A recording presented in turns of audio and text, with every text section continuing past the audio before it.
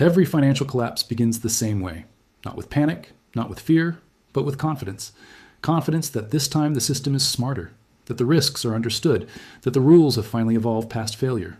Every generation believes it has outgrown the mistakes of the last one, and every generation is wrong. They don't usually say it out loud. They don't need to. It's implied in the charts, the models, the reassurances, the new language that promises stability, a quiet assumption that history has been upgraded, that volatility has been tamed, that uncertainty is now manageable. But beneath the tools, the technology, and the sophistication, there is one constant that never improves: human behavior. Markets don't fail because people are irrational. They fail because people are consistently rational at the same wrong moments. This time is different. Those 4 words have preceded more financial disasters than bad math ever has. They were spoken by merchants in 17th century Amsterdam, by bankers in 1920s New York, by traders during the dot-com boom, by homeowners in the early 2000s. Different centuries, different assets, identical logic. The illusion never changes, only the costume does. One era wraps optimism in empire and trade routes, another in industry and productivity, later in financial engineering.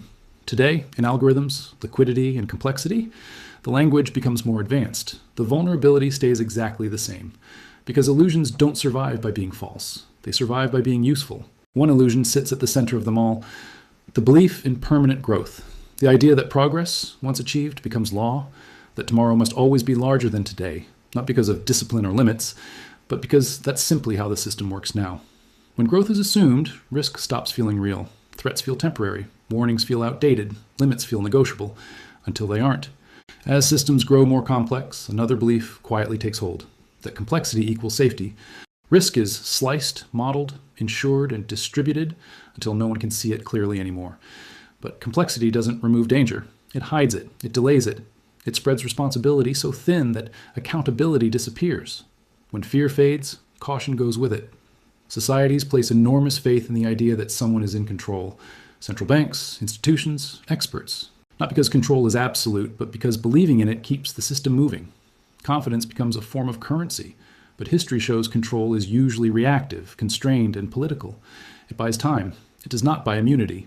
Debt pulls future consumption into the present. Inflation quietly transfers pain. Bailouts spread losses across systems instead of people. Each one reinforces the same comforting illusion: the consequences can be postponed without being paid. They can't. Costs don't disappear. They wait. The most dangerous moment in any economic cycle isn't collapse. It's confidence. The moment when people believe the system has evolved beyond its own history, that risk has been mastered, that skeptics simply don't get it. Cycles don't repeat because people are stupid. They repeat because memory fades. New participants enter systems they never saw break. They inherit rewards, not scars. The past sounds theoretical. The risks feel abstract. Safeguards become obstacles. Caution becomes inefficiency. Protection becomes friction. An illusion quietly regains ground. Technology didn't remove this pattern. It accelerated it. Information moves faster. Capital moves instantly. Markets react in milliseconds. But decisions are still filtered through the same instincts that guided merchants centuries ago. The tools changed. The psychology didn't. Systems don't collapse because nobody understands them. They collapse because enough people understand them, just enough to exploit incentives, while assuming someone else absorbs the downside. No system can outgrow the psychology of the people operating it. History isn't a crystal ball, it's a mirror. It doesn't tell us when the next collapse arrives. It shows us why confidence always returns right before it does. The people hurt most aren't the ones who never believed the illusion. They're the ones who believed it had finally disappeared.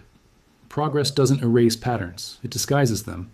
The past isn't behind us, it's beneath us, quietly shaping the ground we stand on. If you want to understand how money, power, and history really work, subscribe. This channel exists to show you the patterns most people only notice when it's too late.